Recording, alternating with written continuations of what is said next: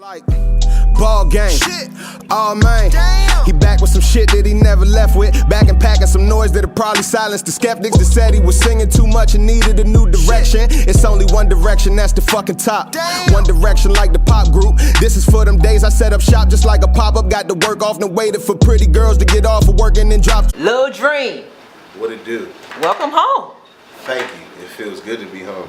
Friday the 13th.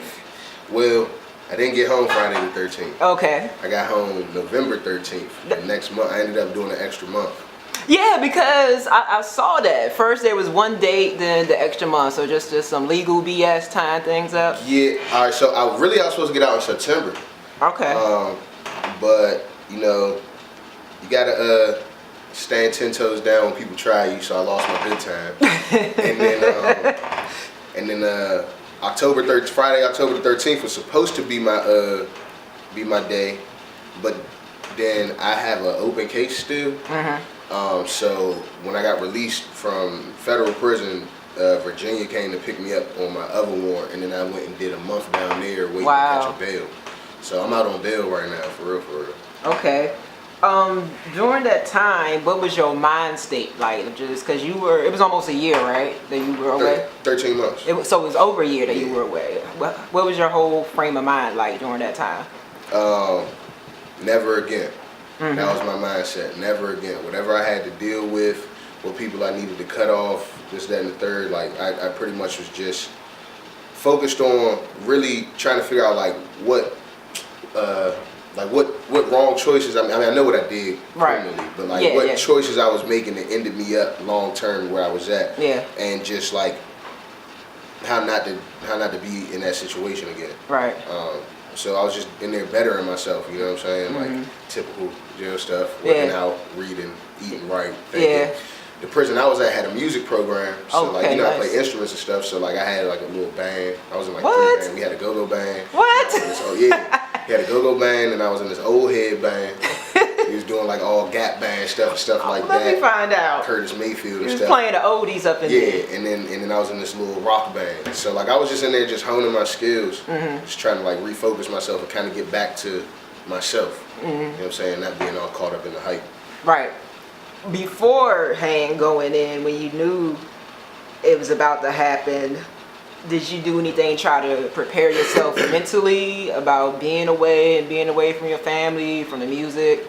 Nah, it wasn't much preparation. Honestly, it hit me like a ton of bricks because I was still in such an arrogant mindset that I thought I was going to come off sweet. You know what I mean? Like, if you look at my Instagram from before I got back, my last post was me walking into the courthouse, acting the ass. You was kind of swag. You was confident, man. I was very confident. You had the makeup covered up the tats. I had the makeup covered up the tats. Like I thought everything was gonna be all right. Yeah. Because initially it just started off as a state case, and then when I went in there, my lawyer was like, "Yeah, bro, this shit just went federal." Wow. And I was like, "Oh no!" And he was like, "Yeah, you gotta turn yourself in tomorrow." Wow. And then even in that process, he had told me that I was going to get pretrial release, but then that open case I was just telling you about, the warrant for that popped up that morning. Wow.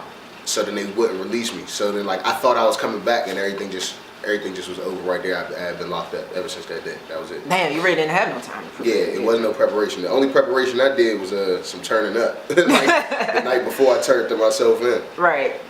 So what lessons have you learned from doing that time, and how have you changed as a man? I mean, I want to say the biggest lesson I learned is just getting back to staying true to what you know. You know what I mean? Staying true to what you know. Sometimes it gets tough. I really think a lot of the reason how I ended up where I was because I was just trying to keep up with the Joneses.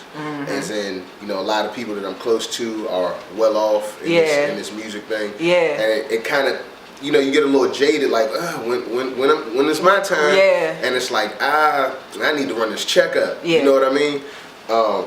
But I learned to just stay focused and stay patient. Everything else is going to fall into place. And I learned to stop chasing. Right. You know what I mean? The relationships and connections, whatever's meant for you is meant for you. Not saying that you're not supposed to grind, but what's in store for you, you're gonna get that regardless. As long as you do what you need to do and stay focused. So I really just learned how to focus. I got like a crazy schedule now. Nice. Like, I got organizational skills, like just not for just basic things. I was just kind of out here for a minute, just doing anything. Yeah. So, I mean, it was cool to just be able to. I mean, not cool, but it was needed. You know what I mean? Like, yeah. Just be able to sit down and recollect. Everything happens for a reason. Yeah. So, Go Link showed some love. Yeah. For you while you were away. How did that feel to see, you know, your name lit up on a big concert stage saying Free Lil Dream, man? That's big right there. Yeah. Bittersweet. Bittersweet because, you know, it shouldn't be free me. Yeah. I felt like I could have been there. Yeah. But it was cool at the same time. You know, you never know where that supporter's gonna come from. Like, I had kind of established my relationship with him a few months prior to me getting locked up. Right. And it was really just, you know, on the basis of really like, you know, just friendship and artistic respect. We weren't really working on anything or nothing, but it was, I didn't expect it. You know what I mean? It was just, it kind of just came left field, and it was just like, wow, people really do care about what's going on with me. Right. It was cool to brag about though in jail, you know what I mean? And everybody had my folks sending me in the pictures of it and everything. Yeah. Showing people like, yeah, I'm somebody. Right, y'all thought I was just some regular street dude off the street that say you can rap. Yeah, nah, that's big, man.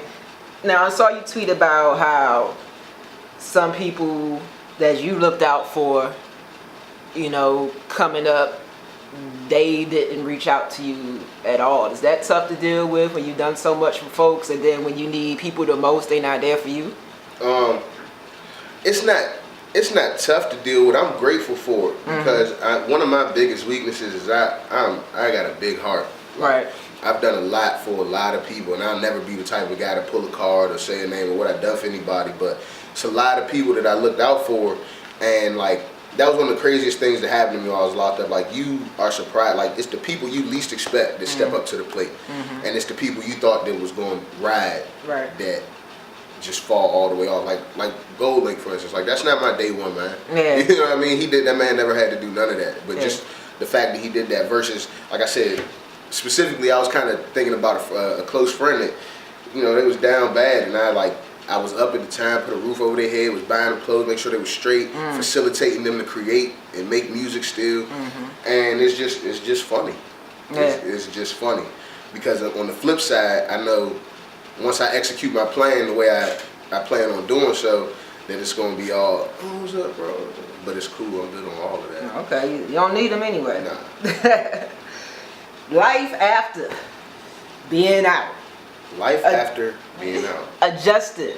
A lot of things have changed. I saw you talk about fidget spinners.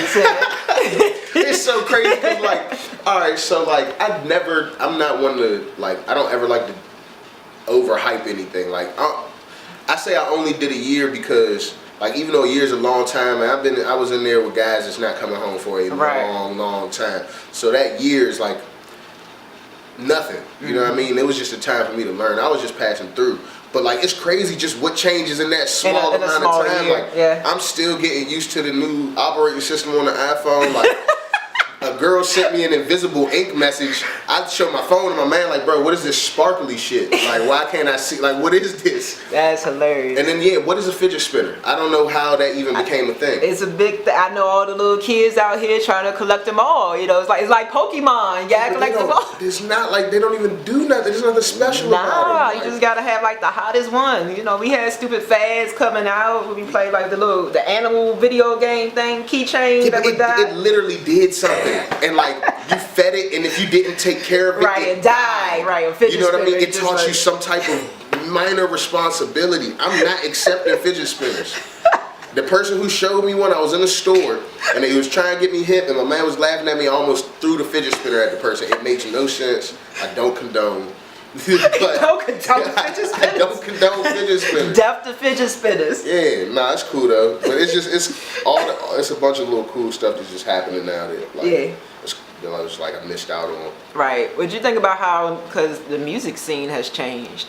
Locally or in general? Both. Yeah. So, you know. Well, like, on the big scale, I knew it was gonna get like this. Yeah. I study music real hard. Right. You know what I'm saying? All music, not just hip hop, rap. I study, you know what I'm saying, trends and stuff. So like I kind of seen where music was gonna be at. I seen it coming, but like locally, like I'm like happy. Like I'm really happy for the area. Like that shit is crazy. Like it's so much good. Like it wasn't like that even just when I left. Nah. Like and now it's just like yo, there's so many dope kids, like people from the area that are getting recognition like nationwide now. Yeah. It's just like, oh, are we up? Like, are we actually up now? Yeah. It feels good, and I don't know. For me, it's reassuring. You know what I Right. mean? It's like maybe I came back at the right time. You know, it's Right. time for me to capitalize. Because I've known you for a long time as well, and a lot has changed in music. Speaking of your name change, what made you want to go from using, you know, your real name as your stage name to the transition to Lil Dream, and why Lil Dream? So life just got different. You know, life got different, and I don't know. I just like I wanted to personify a lot of things about my character.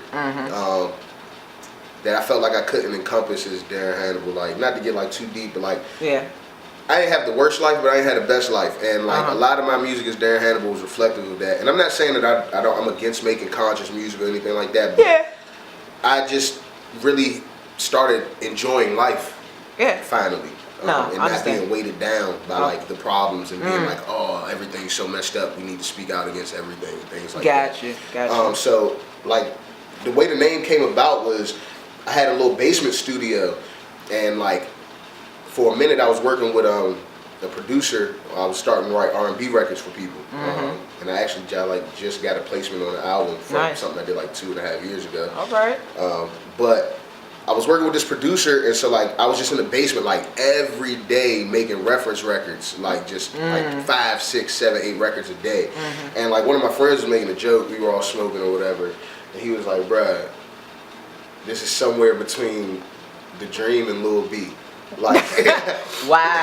It was just what he said, and then like everybody just kind of laughed at it and was like, "Call you Lil Dream," and then it stuck. Like they said it, and then I'm compulsive. I'm really compulsive. So when they said it and everybody laughed, I was like, "I'm changing the Lil Dream right now." Wow. And they was like, "What?"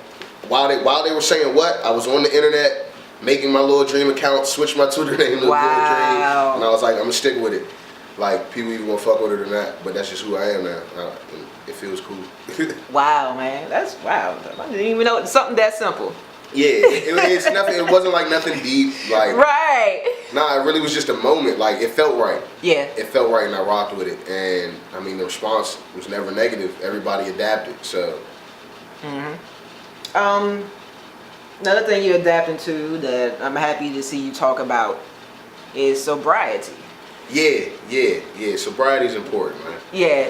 Especially I think with now, one thing that you talk about change in music, and even with recently with the passing of Lil Peep, how everybody says that it's so many drug references and it's really become, you know, part of some artists' culture and their music with the drugs. Well, I mean, first of all, the biggest thing is, and that's the one thing I don't like, especially like the climate of the internet now. Everything is so sensitive. Yeah. And like everybody acts like everything that happens is brand new.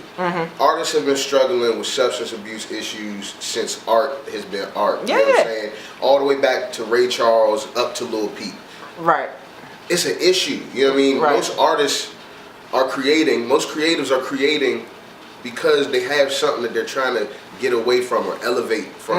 You know what I mean? And the drugs are always a fast route. Right. It's always a fast route. And I don't blame anyone because, you know, I had those issues, and I'm glad that I was in a situation where I was forced to get sober. Yeah, being away during your time. Yeah, you know, so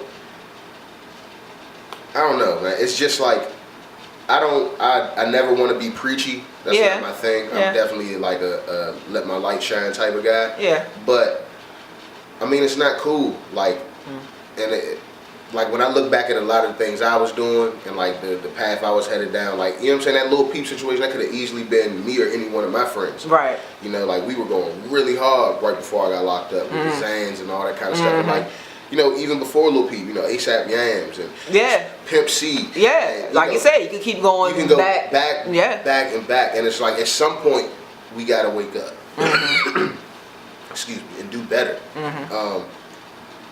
That's just what it is, because it's sad, and I also don't like the fact, like the people who downplay it, like the people who are like, oh, that's what they get, or they're stupid, because it's way deeper than that. Like if you think anybody's going that hard with drugs because they want to, no, addiction is a real thing that a lot of people don't understand. And like, I don't know, that's another reason why I really am committed to being sober, because addiction is something I've been dealing with my whole life. Like because both of my parents are addicts, and you know what I'm saying? So it's just like, now that I've had that time to sit down and reflect and think on my lifestyle and my choices, you know, it's something that I take really seriously, and that I hope I can bring into effect, you know, to the people around me at least. Are your friends being supportive of you? Because I know it could be different when you have people that's around you doing it, and you've changed, but if they're still doing it, I know it could be probably tough. Well, it's really cool, because like most of my close friends, like when I got locked up, it was a wake up call for everybody. Right. So a lot of the lifestyle changes took place before I even got home. Like everybody quit Xans, everybody quit lean. Wow. A few of my friends quit smoking weed. A couple of my friends were completely straight edge. Like, so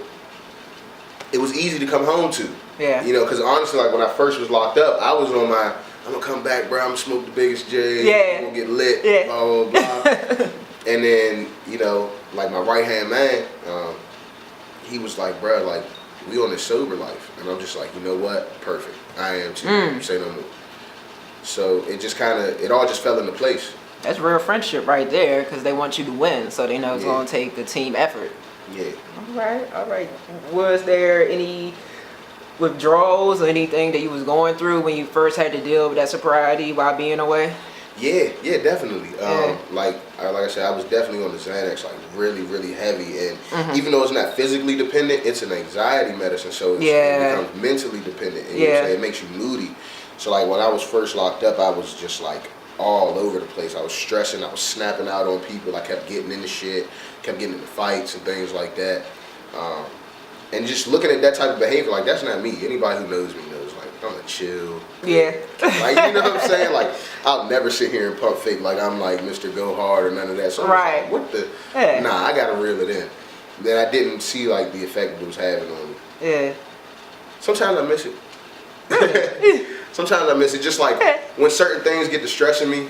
And you just wish you like, okay. I think about like how easy it is to just escape it, but then I also think about how proud I am of the fact that I can deal with it now. Nice. Like, I always tell a lot of people, like, if I could, like, I dealt with prison sober. Yeah. And that was like the toughest thing I've went through, right, so far in my life. Yeah. Or one of the toughest things. So if I can deal with that sober, then it's really nothing but an excuse to not. You know what I mean? To not deal with everything else. Yeah, you can deal with anything, man. Yeah, it just takes more effort, but I'm all about applying effort now. I'm all about putting my best foot forward. I don't want no easy routes. Did you find yourself, I know most people when they transition to sobriety, they find something else. I won't say that they're addicted to, but like an outlet. Like some might become gym rats, or some their outlet is, you know, with you with the music. Do you see you going hard with the music, or even if your music coming out better now that you're sober? Well, I haven't recorded enough to say it's coming out better, but I mean, honestly, I'm just back to like, remember like back when I first started, like I used to drop a tape like every 2 months. Like, I remember that guy. Like, you know what I mean? I was just a workhorse, you know what I mean? But I'm back to that now. Nice. I'm back to that now. I did fall in love with working out too. Okay, yeah, I see you looking kind of. I'm getting there. I lost 40 pounds. Nice. Okay. I lost 40 pounds, but like I'm cool. Like it's cool. Yeah. It's cool. I'm if anything though, I'm addicted to planning and scheduling now. Like I'm addicted to accomplishing things. Okay. Like that was the biggest thing for me, because I used to just live so on a whim, like turn up all day, pass out, wake up at like 2, whatever happens. Let's go get some money and then let's go out and do it again. Yeah. But like, you know, after a year of waking up at 5, work out for an hour, go eat breakfast, come back, finish your workout, take a shower, get dressed, go to lunch, come back, go to the library, read, go to band practice, come back, go, you know what I'm saying? Being on that schedule that they give you. you know, there's little benefits in what goes on. Yeah. So like now that I'm home, like that schedule has got me putting my best foot forward. Like I've gotten today makes a week. Mm-hmm. You know what I mean? Today makes a week that I've been home, and I've done a lot already. You know what I mean? Right. Put out Homecoming. I like Homecoming. I put out Homecoming. Yeah. That was just, and I don't want anybody to expect my music to sound like that. I'm liking the sound though, because you do sound different. And somebody actually called me and was just like, man, you sound like sober. You sound clear. Yeah. No, you can hear it. You can definitely hear it. So it's cool, but like, I don't know. I just got that. That was one of those pent up jail raps. You know what I mean? Yeah. I just had some things to get off my chest. Yeah, I think every artist does that because that's your love anyway, your music. So if you've been away from your love for so long, of course you want to get back to it. Yeah, and then at the same time too, like I do get like some slight criticism from like day one Hannibal fans that are like, oh, what happened to the bars and all that kind of stuff. Ah, gotcha. And it's like, I get it, I respect that. Yeah. But that's just not how I feel. Right. So it's like, I'm not gonna make it. I'm not about to fake it. But that's how I felt that day. And it was cool to be able to appease those people, just to let them know, like, hey, I don't not know how to rap. I could do it. Right. But you just gotta bear with me while I go through my phases. Yeah, there's nothing wrong with that. Everybody goes through changes, man. But, you know, from the transition from when I first knew you until now, I think I mentioned that before, like this feels more like you, the music that you're putting out, compared to, you know, the music at first, because I think it was a trend at some point to sit how everybody, I think, was still trying to find that sound and find that look, so they were just going with, okay, this is what everybody else doing. Yeah. But as I saw your transition, I was like, you started to look more comfortable and seem more comfortable with I had to, like I said, I had to be me. Like, like when I first started rapping, I wanted to be the rapper's rapper. Yeah. You know what I mean? But that's like, it's just not me. Like, I'm not, like, I can't battle for shit. Like, you know what I mean? Like, it's just not, it's not there. It's not in the cards for me. And like, I mean, don't get me wrong, I love hip hop, I love rap, but I love music. Like, I grew up with my grandparents, so like, I grew up listening to oldies. I couldn't listen to rap till I was like 13, 14, so I listened to oldies and pop. Wow. I love melody. Yeah. You know what I mean? I love hits. I love hit records. That's what I do. That's what I like. And like, I stopped being ashamed of that and just went with it. Cause like, that's what I know. So, gotta go with what you know. I love it. I love it. Keep doing your thing. And your future looking good for you right now? Everything going on? The future's looking promising. The future's looking promising. Good relationships. People care about what's going on with me. People want to see me win. And I want to see myself win more than anything. Project coming out? Nah, I'm about to flood because it's you know, unfortunately I still do have this open situation right now. Lord willing, you know, I swear I learned my lesson, but like, so Lord willing, I beat it. God look out for me. But we're praying for you. If I don't, I got anywhere between like another 2 to 6 months to go back and do. So I really just want to put out a lot of content. I just want to put out as much content as I can, quality content, just to let people know that like I'm serious. And that way, Lord forbid, but if I do have to go back, this time it's something to hold on to. Because like, right before I went in, I only put out one thing as Lil Dream. Like 2 SoundCloud songs in the video. And then, you know, that just wasn't enough for people to hold on to. So I'm just trying to capitalize on my moment right now. Okay. Last words, anything you want to say to people, shout outs, whatnot, messages that you want to get across, definitely to hit people in the head with? Man. This system is fucked up. If you can avoid it, please avoid it. I hate to be preachy, and I'm not going to get too deep into it, but it is designed for us to fail. Stay out of it. Free meat meal. Like, it's not sweet. There's so much in the world that we could do. We can do whatever we want. You know what I'm saying? Especially in today's age. Like, the opportunities are endless. You just got to want it bad enough. Not to be too hood, but I want to give a shout out to everybody at FCI Fort Dix, man, Federal Correction Institute. Man, y'all some good, man. Hold y'all head. Everybody at Alexandria Detention Center, Burlington County Detention Center, New Jersey. Everybody hold y'all head. Anybody that's got somebody that's down, man, show that person love. You don't know how much those phone calls and those letters mean, man. It gets tough behind the walls. Other than that, just look out for the kid. Was turning to scandals, letters they stopped coming, calls stopped getting answered. Shit, what would you do if shit was never the same? Would you fall down or turn up?